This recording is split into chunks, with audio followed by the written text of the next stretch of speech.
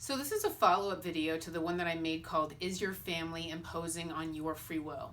And I will include a link to that video in the description box below this one for your viewing pleasure. This video is different than that one because that one is talking about preserving human free will. This is different because I am actually channeling advice from the other side for parents. So I wanted to talk about the subject of free will because in this circumstance, it's not as black and white. In this circumstance, it's a little more gray, which is why I thought it was important to make a video talking about it. Number one, the other side is extremely respectful of human free will, as I have stated in previous videos. But the problem is, what if you have a child who's young and they don't go by reason or logic, and they have to rely on you for your knowledge and your experience and your guidance? Should you just step away and let them do whatever the heck they want to preserve their free will? Probably not. There are certain situations with the younger children, obviously, where it's circumstantial. You have to pick your battles and decide whether or not you're going to allow them to move forward and make their own mistakes and learn from them, or step up, rein them in and say, no, get back here, and take more of a controlling approach where you're like, nope, that's not going to happen. You're compromising your safety with that. You're compromising someone else's safety with that, what have you, right? So obviously that's going to depend on the circumstance, and that's going to be a judgment call from you to essentially pick your battles, where maybe in the back of your head, you're thinking, okay, I'm older, I'm wiser, and I need to decide here whether or not I'm going to rein them in or let them kind of, learn from their mistakes. And this is hard because you don't want to have to watch your children learn the hard way. You don't want them to struggle or suffer. You want them to learn from your experience and your knowledge and your advice. And I know sometimes you probably wish you could remove a chunk of your brain and implant it in their head. It's like, I have all this experience. I wish I could just give it to you. But sometimes children need to learn the hard way. This is how lessons are truly learned. I've had the other side give me guidance before where I'm like, oh, yeah, I know. But then I didn't take it as seriously as I should have. So the other side had to have me fall down in order to really burn it into my brain and really leave an impression and really stamp it on me. And then I was like, whoa, you guys are serious. You guys really aren't screwing around. This really is an important lesson. So it's also the weight and the gravity of that respective lesson. So especially with the younger children, that's where it becomes fuzzy as your child gets older and they can stand on their own 2 feet and use logic and reason and think for themselves. That's where, maybe you give them a little more latitude, right? But yeah, it's, sometimes, they have to get burned. And just to drive the point home or have it burn, have it sink in. You can talk until you're blue in the face, but sometimes there needs to be consequences for your child to really learn. And I mean really learn, because this is actually how the universe works. We have free will, but free will has consequences. So the other side is asking you to set up your household the same way the universe works. You have free will, but free will has consequences. So if you say to your child, if you do X, Y, and Z, this is what I'm going to do, this is how I'm going to respond to that free will, you have to make sure you enforce those consequences, because that's actually how the universe works. You have free will, but free will has consequences. So your angels are there to guide you forward, but if you ignore your angels and you ignore that guidance and go off and do whatever you want, there are consequences for that. And it's not meant to be punishment, but it's meant to teach and to show, right? You're meant to grow and evolve as a soul. This is actually supposed to be good for you. So that's why the other side is saying we have free will, but free will has consequences. So please be diligent and consistent about enforcing your parameters and your boundaries, because the universe definitely will. The universe is more fair than you think, and some lessons are hard learned. And this is actually what karma is all about. What goes around comes around, and these karmic lessons are how we grow and evolve as souls. It's not meant to pound us into the ground or beat us up or cast shame and judgment as, you suck, blah, blah, blah. These karmic lessons are actually meant to strengthen our divine connection. So it's like the other side asking you to mimic the way the universe is set up within your own household. And along those same lines, this is where they're talking about law of attraction. The universe is responding to our free will decisions and our thoughts, our beliefs, our attitudes, our feelings, our opinions. We're creating our reality with all of that, and our soul is one big magnet attracting things, people, opportunities, what have you, good, bad, to ourselves with those thoughts, feelings, attitudes, beliefs, opinions. So thoughts matter, feelings matter, beliefs matter. Your soul's a magnet, so you want to learn this early. And light and dark forces really enjoy battling over your soul, over which one's going to influence you. So it's not meant to, scare you, but just raise awareness, right? So why does the other side want to raise awareness? Well, one of the reasons is toxins. If your child is ingesting toxins, this becomes a 4-alarm fire. And I'll tell you why. It's because if your child is ingesting drugs, alcohol, smoking, what have you, these toxins actually give the dark a red carpet to their brain. It strengthens the influence the dark is going to have over your child. So this becomes your priority, getting these toxins out of their system. Again, you don't have control over another human being. This is their free will and their decision. But this becomes the priority for you and them if you're working together as a team. Get them clean and try to help them stay clean, because you want to cut that influence with the dark. Because again, toxins just give the dark a red carpet to their brain.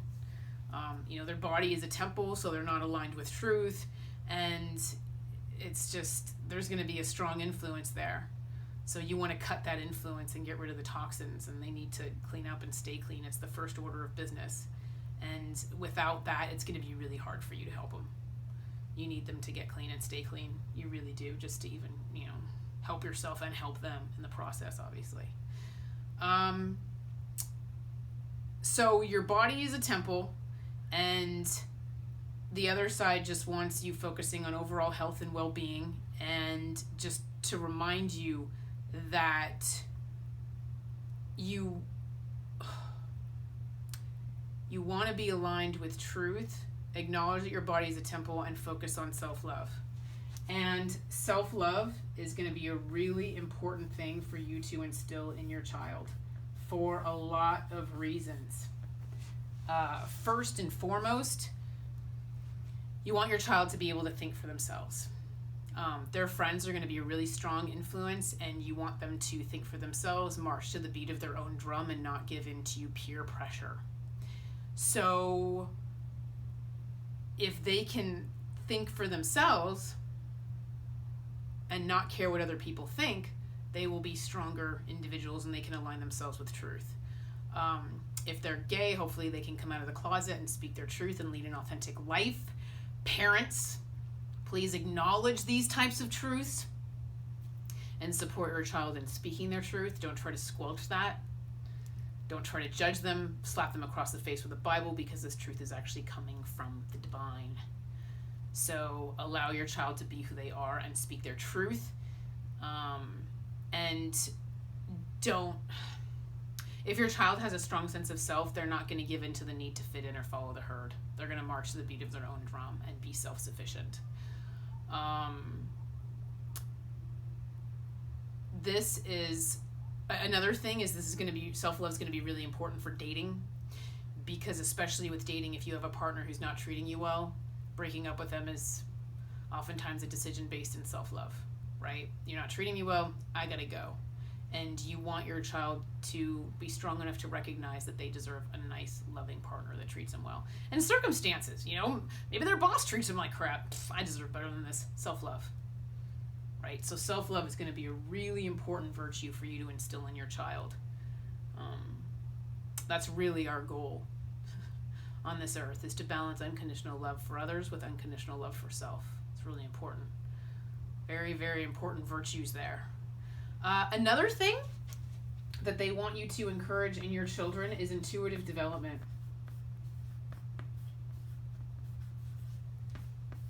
Along with your child marching to the beat of their own drum, they want your child to be able to hear their own spirit guides, right? Feel things in their gut, sense when they're supposed to do something, sense when they're not supposed to do something, right?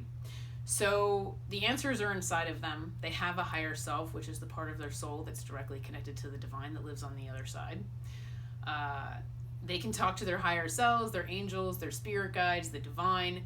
Pray for them, right? Pray for your child. Pray that they make the right decision, because again, the answers are inside of them. Pray that their angels protect them. Encircle them in white light, right? Imagine them encircled in the pure white light of God's love and divine protection. Encourage them to meditate. Encourage them to pursue intuitive development. And encourage them to look within and, again, follow their gut. If I had a child who had developed their intuition, I would be pretty stoked.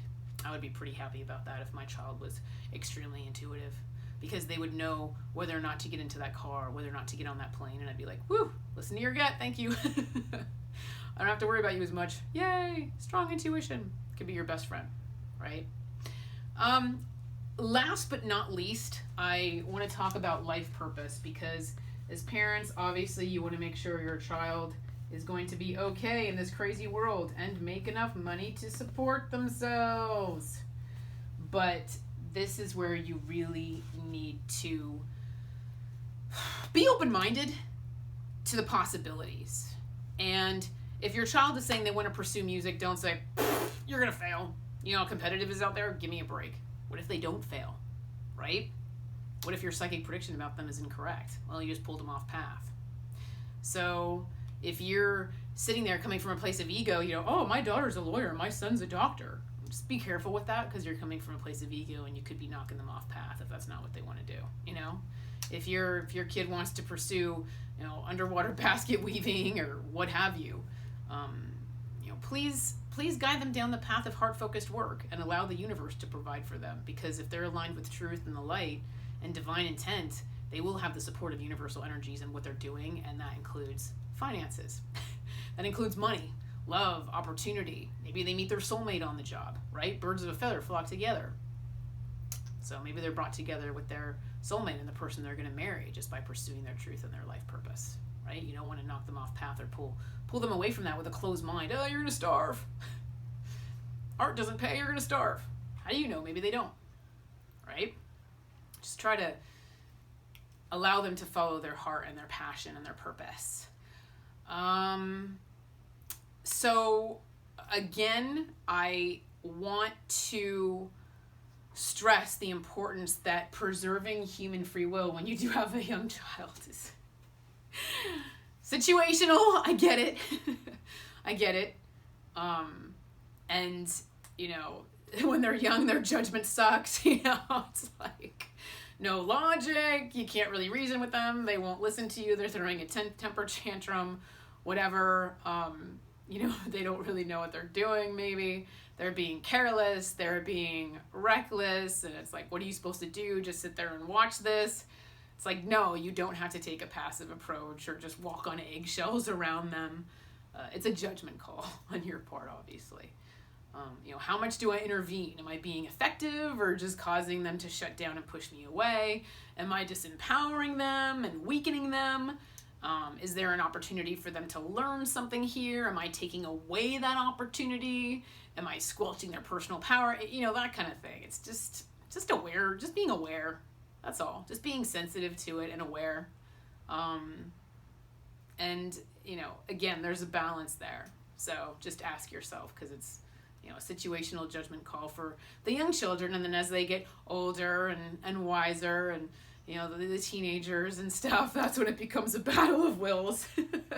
And that's when those judgment calls become even more important, right? With the free will. Okay? So, just wanted to make this video providing you guys with a little bit of parenting advice from the other side. And as you can see, this pretty much mimics the way the universe is set up. So, happy parenting. And in the meantime, take care and be well. Thank you.